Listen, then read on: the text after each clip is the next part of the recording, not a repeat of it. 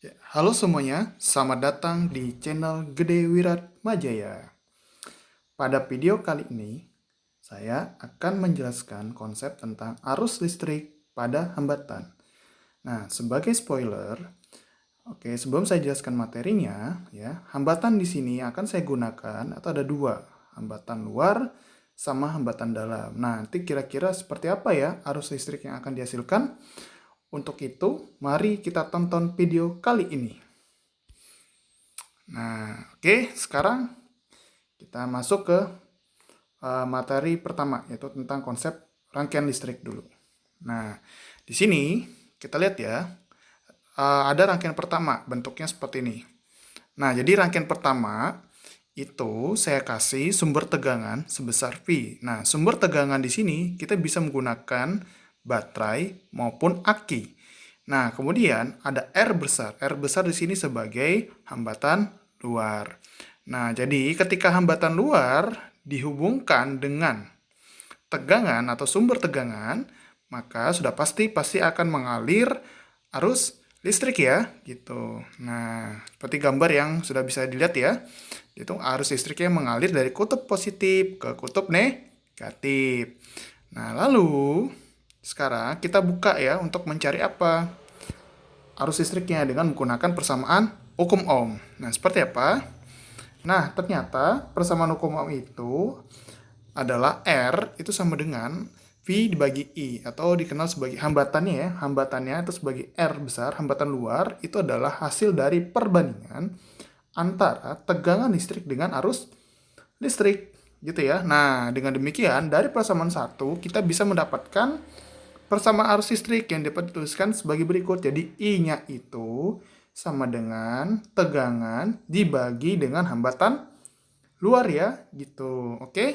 Nah, itu adalah rumus dari arus listrik pada rangkaian satu. Nah, sekarang bagaimana kalau misalkan seperti ini rangkaiannya, rangkaian 2 ya. Oke, jadi rangkaian 2 di sini ada hambatan luar juga kita pakai R besar, tapi di sini ternyata ada namanya hambatan apa? Hambatan dalam, yaitu simbolnya R kecil yang dimiliki oleh sumber tegangan listrik, baik itu baterai maupun aki gitu ya. Nah, jadi hambatannya itu ada dua. Pada rangkaian 2 ya, itu ada hambatan dalam sama hambatan luar. Jadi ketika dihubungkan tetap sama ya, ketika hambatan luar dihubungkan dengan sumber tegangan yang punya hambatan dalam, maka arus listriknya juga tetap akan mengalir dari kutub positif ke kutub negatif. Nah, oke, jadi persamaan arus listriknya dengan modifikasi dari persamaan 2, maka rumusnya adalah sebagai berikut. Ya, arus listrik itu sama dengan tegangan ya V dibagi dengan, nah di sini R-nya adalah penjumlahan ya antara hambatan luar ditambah dengan hambatan dalam gitu. Jadi khusus rangkaian 2 arus listriknya itu rumusnya berbeda dengan rumus pada rangkaian listrik yang satu atau rangkaian listrik pertama, yang dimana kalau rangkaian listrik pertama itu hanya menggunakan hambatan luar saja, akan tetapi untuk rangkaian 2 itu dia menggunakan hambatan luar sama hambatan dalam ya, gitu. Nah, sekarang kita buktikan dengan grafik arus listriknya itu seperti apa.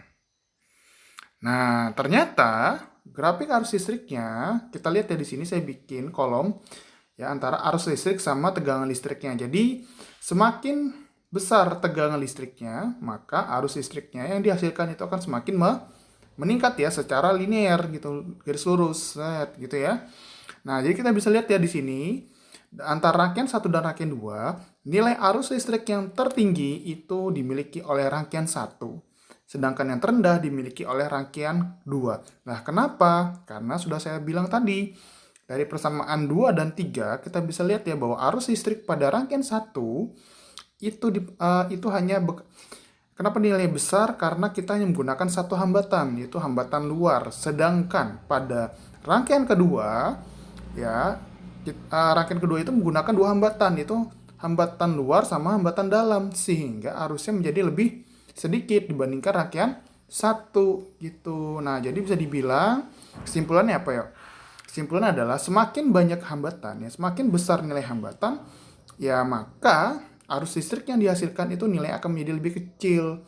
Namun sebaliknya, jika ingin dapat arus listrik yang besar, maka hambatannya harus kita perkecil. Seperti itu, ya. Oke. Nah, sekarang kita lihat, oke, selanjutnya ya, ini sudah masuk daftar pustaka. Saya pakai buku Fisika Universitas, ya. Dan kemudian udah selesai ya. Sekian dan terima kasih dari video saya. Jadi mudah-mudahan nih bermanfaat ya buat rekan-rekan yang ingin belajar fisika lebih dalam, ya. Oke, sampai ketemu di video selanjutnya. Dan saya ucapkan terima kasih sudah menonton video saya. Dan saya ucapkan terima kasih dan sampai jumpa lagi di video selanjutnya. Dadah!